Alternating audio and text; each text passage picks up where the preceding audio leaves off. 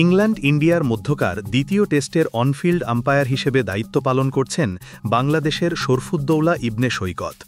দ্বিতীয় টেস্ট শুরুর প্রথম ঘণ্টার মধ্যেই দারুণ দুটি সিদ্ধান্ত নিয়েছেন বাংলাদেশের এই আম্পায়ার।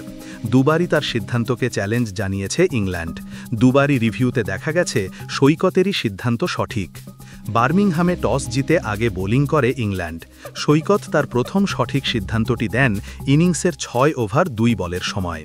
ওপেনিংয়ে নামা যশস্বী জায়সওয়াল ক্রিস ওকসের বল ডিফেন্স করতে চান, কিন্তু ব্যাট ফাঁকি দিয়ে বল আঘাত হানে প্যাডে। তখন শোনা যায় দুটি শব্দ, তাই কমেন্টেটররা ভেবেছিলেন হয়তো ব্যাটে লেগেছে।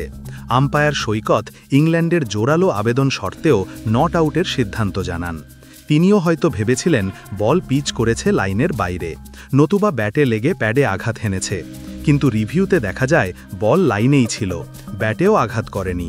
বলের উচ্চতার কারণে প্যাডে না লাগলে কোনো মতে বেলে আঘাত হানত। সে কারণে আম্পায়ারের সিদ্ধান্ত বদলের পরিবর্তে রিভিউতে দেখা যায় সিদ্ধান্ত আম্পায়ার্স কল, অর্থাৎ সৈকত যে সিদ্ধান্ত দিয়েছেন নট আউটের সেটাই বলবৎ থাকবে। তবে সৈকতের এমন সিদ্ধান্তে ওকসকে কিছুটা মনক্ষুণ্ণই দেখা গেছে। সৈকতের সঙ্গে কথাও বলছিলেন কি করে তিনি নট আউটের সিদ্ধান্ত দিলেন। বাংলাদেশের সৈকত যে সঠিক সিদ্ধান্ত নিয়েই ওকসকে জবাব দিয়েছেন তা বলার অপেক্ষা রাখে না। ৬ ওভারের সময় সঠিক সিদ্ধান্ত নিয়ে ১০ ওভারের সময় আরেকটি দারুণ সিদ্ধান্ত নিয়ে ভারতের দুটি উইকেট বাঁচান বাংলাদেশের সৈকত। এবার সৈকতের কল্যাণে বেঁচে যান কারুন নায়ার। এবারের ঘটনা ১০ ওভার ৪ বলের সময়।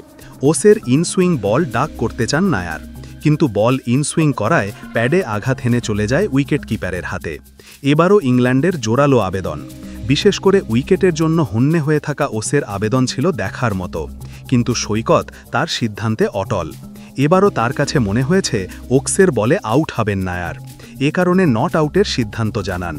মানতে না পেরে ইংল্যান্ডের অধিনায়ক স্টোককে রাজি করিয়ে এবারও রিভিউ নেন ওকস।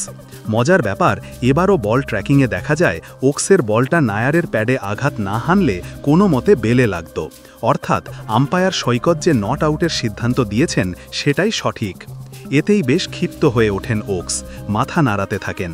পরপর দুবার নট আউটের সিদ্ধান্তে সৈকতের ওপর বেশ বিরক্তিও প্রকাশ করেন, কিন্তু ক্রিকেট ভক্তরা ঠিকই সৈকতকেই প্রশংসায় ভাসাচ্ছেন। এই ধরনের আবেদনের প্রেক্ষিতে তিনি যদি আউট দিতেন তবে সেটা ব্যাটারের সঙ্গেই অন্যায় হতো।